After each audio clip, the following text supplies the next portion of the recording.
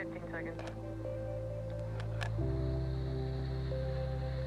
10, 9, 8, 7, 6, 5, 4, 3, 2, 1, 0. Ignition. And liftoff.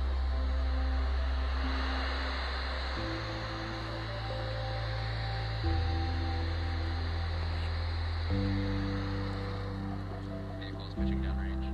Stage 1, chamber pressures nominal.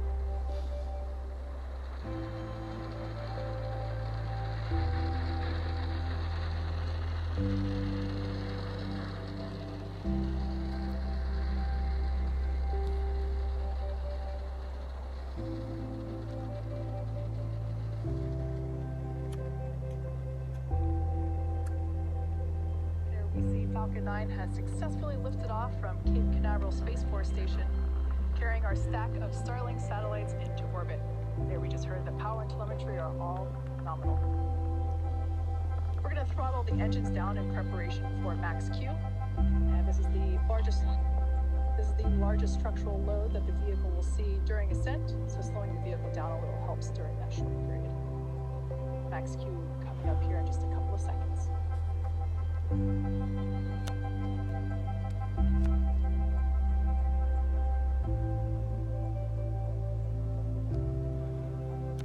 Max Q. There we heard the call out for max Q. Now, in about a minute, the next 3 events will be happening back to back. First, we have main engine cutoff, or MECO, and that's where all 9 of the M1D engines that are currently firing will shut down. And this will help slow the vehicle down in preparation for stage separation, which is event number 2. Stage 1 is following a nominal trajectory. And as the name suggests, stage SEP is where the first and second stages will separate from each other. And the first stage will start to make its way back down to Earth for landing on our drone ship, while second stage continues its journey with the third event, SES-1, or Second Engine Start 1. This is where the MVAC engine will light up and begin to propel the second stage along with those Starlink satellites to orbit. And that main engine cutoff event is taking place in about 10 seconds. Great shot there of the vehicle prior to MECO.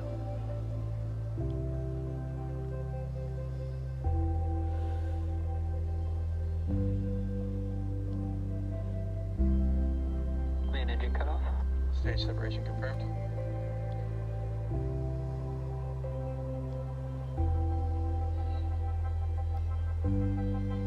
All right, all 3 of those events happening a quick succession prior to MVAC ignition there that you see. Caught a glimpse of, and on the left-hand side of your screen, you can see the Space Coast illuminated by the night lights. That's an awesome shot there as we see the grid fins beginning their deployment. So everything looking great there on second stage.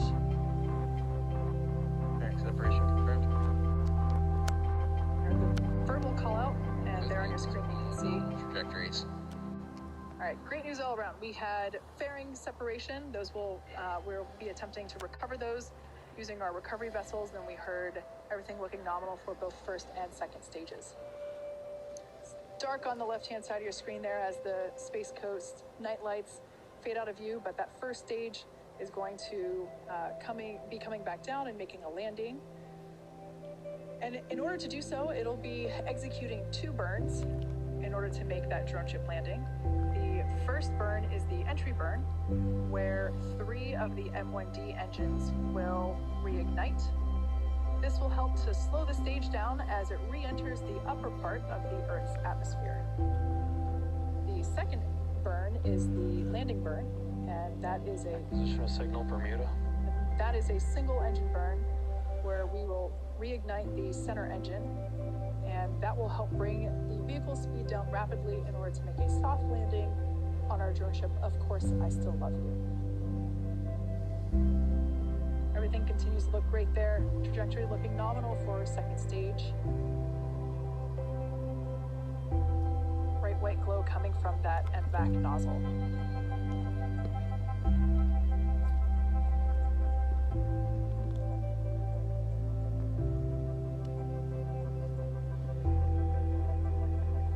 So at this point in time, the first stage, Vehicles continue to follow nominal trajectories. at this point, the first stage is now beginning to descend back to Earth.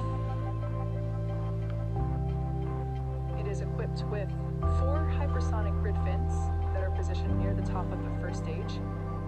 We don't have any light illuminating the vehicle at the moment, so can't really make them out on camera. So we're providing you views of our second stage instead. But those grid fins that we saw deploy earlier are what stage 1 uses to help steer as the stage makes its way back to Earth. They help orient and guide the booster during re-entry and during descent.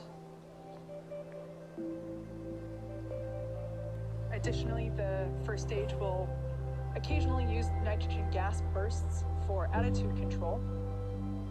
And less visible at night, but certainly during our daytime launches, you can see them as little white puffs near the top of the rocket. Falcon 9 first stage is also equipped with 4 landing legs, and we make those using state-of-the-art carbon fiber with aluminum honeycomb. And those are placed symmetrically around the base of the rocket and deploy just a few seconds prior to landing. So we're expecting that entry burn to begin in 5 seconds. Stage 1 FTS is saved.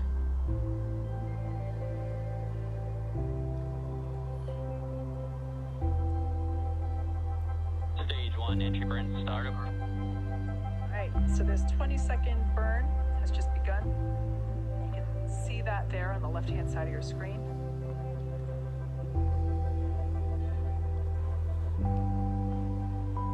If you look closely, you might be able to see those grid fins actuate to assist Stage 1 entry burn shutdown.